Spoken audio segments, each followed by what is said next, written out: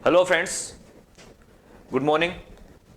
मैं विवेक भारद्वाज आपका online AMG online platform पर वेलकम करता हूं, हार्दिक अभिनंदन करता हूं। जैसा कि आप पहले से ही जानते हैं कि एएमजी एकेडमी के नाम से हमारा जो चैनल है, यूट्यूब चैनल, वो ऑलरेडी चल रहा है और उस पर सभी कॉम्पिटिटिव एग्जाम्स की ऑनलाइन क्लासेज रेगुलर चल रही हैं।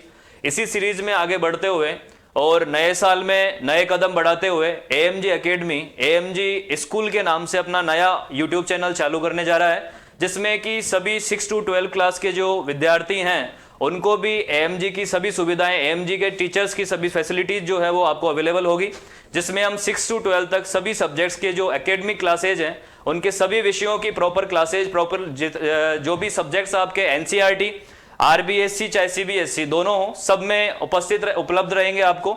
और उसमें मैं जो पर्टिकुलरली सब्जेक्ट पढ़ाने वाला हूं वो पढ़ाने वाला हूं आपको साइंस।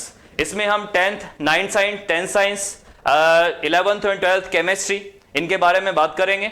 अगर हम बात करें यहाँ पर पर्टिकुलरली कि 10th क्लास में हमको क्या पढ़ना है, अगर हम 10th क्लास की साइंस के बारे में बात करें तो जैसा कि हम जानते हैं कि साइंस में हमारे 3 सब्जेक्ट स्पेशली आते हैं, जिसमें कि बायो आता है, केमिस्ट्री होता है और फिजिक्स होता है। तो उसमें हम पढ़ने वाले हैं बायोलॉजी एंड केमिस्ट्री।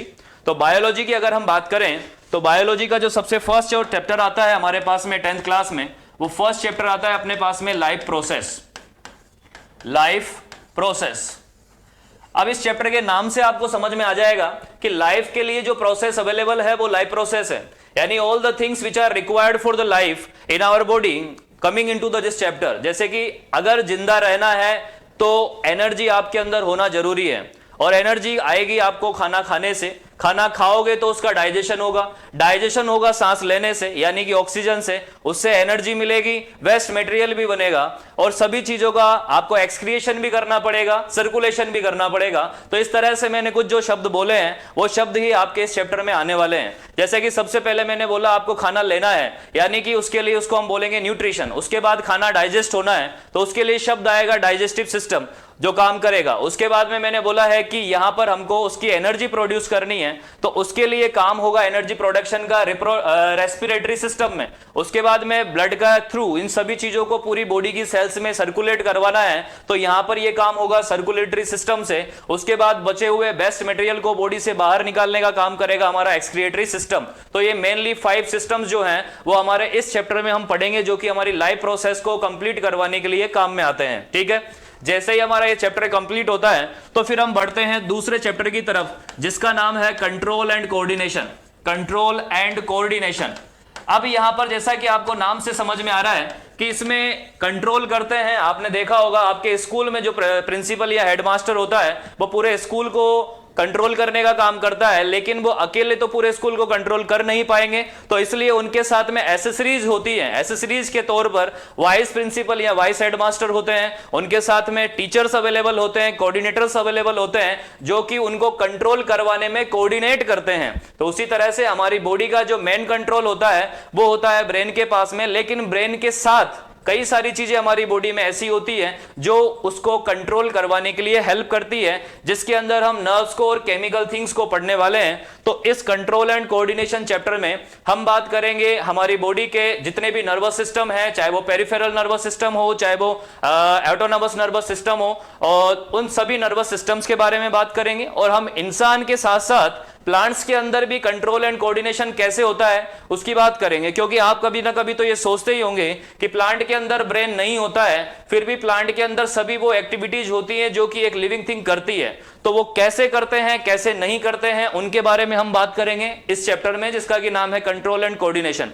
इसके बाद में 3rd नंबर पर हम चैप्टर जो पढ़ने वाले हैं वो चैप्टर आता है रिप्रोडक्शन। रिप्रोडक्शन।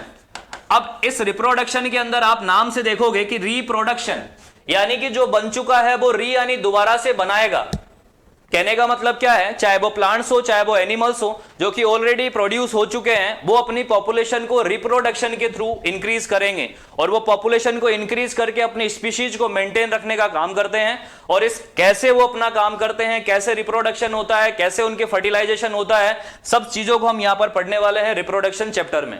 रिप्रोडक्शन होने के बाद में नेक्स्ट चैप्टर हम जो पढ़ेंगे वो आता है heredity and evolution. Heredity and evolution. अब हेरेडिटी एंड इवोल्यूशन की अगर बात करें तो आपने कभी ना कभी तो ये सोचा होगा कि इस दुनिया पे किस तरह से इंसान आया, किस तरह से प्लांट्स आए, या क्या वास्तव में वो जैसे आज हैं वैसे के वैसे डाल दिए गए, ऊपर से भगवान ने डाला या ऊपर वाले ने किसने डाला।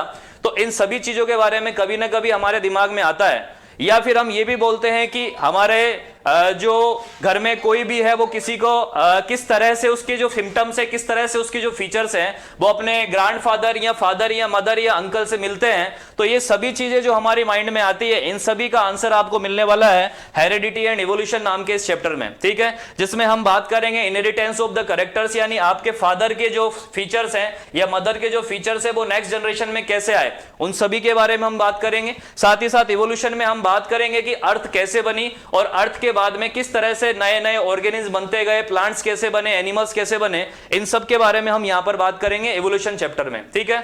उसके बाद में नेक्स्ट इसके लास्ट में कुछ चैप्टर्स दिए गए हैं, जैसे कि आवर एनवायरनमेंट दिया हुआ है, नेचुरल सोर्स और मैनेजमेंट दिया हुआ है, और उसके बाद में एक चैप्टर और है जिसका नाम है सोर्स ऑफ एनर्जी। तो इन चैप्टर्स को हम एक्स्ट्रा में बात करेंगे, तो उनकी बात हम बाद में जब ये क्लासेज लेंगे बायो की तो उनके साथ में ही करेंगे। इस तरह से हमारा बायो का पोर्शन होता है और उसमें मेन चैप्टर्स ही आते हैं। उसके बाद में नेक्स्ट बात करते हैं हम केमिस्ट्री की।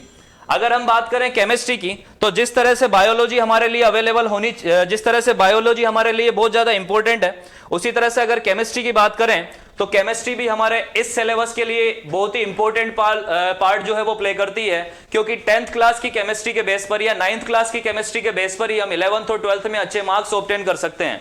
तो अगर हम बात करें 10th क्लास की केमिस्ट्री की तो यहां पर केमिस्ट्री में हम जो फर्स्ट चैप्टर पढ़ने वाले हैं वो पढ़ने वाले हैं केमिकल रिएक्शंस, जिसमें हम सबसे पहले तो सीखेंगे कि किस तरह से केमिकल चेंजेज होते हैं और केमिकल चेंजेस से किस तरह से रिएक्शंस तैयार होती है, ठीक है।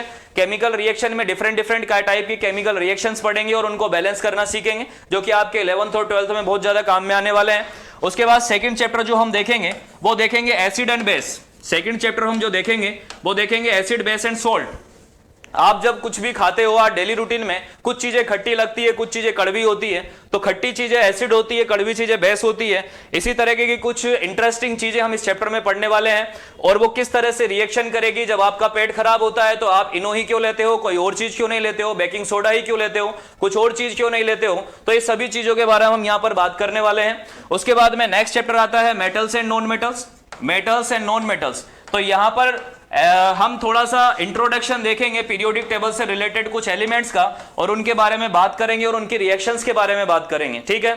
उसके बाद में नेक्स्ट चैप्टर हम स्टार्ट करेंगे जिसका नाम है कार्बन एंड इट्स कंपाउंड। और जैसा कि आपको ऑलरेडी पता है कि कार्बन एंड इट्स कंपाउंड जो हैं इनको हम ऑर्गेनिक कंपाउंड्स के नाम से भी जानते थे। तो ये कंपाउंड्स वो कंपाउंड्स हैं जो कि हमारी डेली रूटीन में हम सबसे ज्यादा प्रैक्टिकली काम में लेते हैं और हमारी बॉडी में भी बहुत ज्यादा इंपॉर्टेंटली ये काम आते हैं, ठीक है। तो उन सभी का ये कार्बन कैसे कंपाउंड बनाता है, हमारी बॉडी में कौन से कंपाउंड किस तरह से बनते हैं, उनकी क्या क्या फीचर्स हैं, क्या क्या उनकी प्रॉपर्टीज है, उन सभी के बारे में हम यहाँ पर डिस्कशन करने वाले हैं। और उसके बाद में हम बढ़ेंगे लास्ट चैप्टर की तरफ, जो कि हमारा चैप्टर का नाम है periodic classification of the element, periodic classification. और बिल्कुल सेम इसी तरह से एक और चैप्टर आपको जो है वो 11th क्लास में मिलने वाला है, थर्ड चैप्टर, जो कि एनसीईआरटी में दिया हुआ है।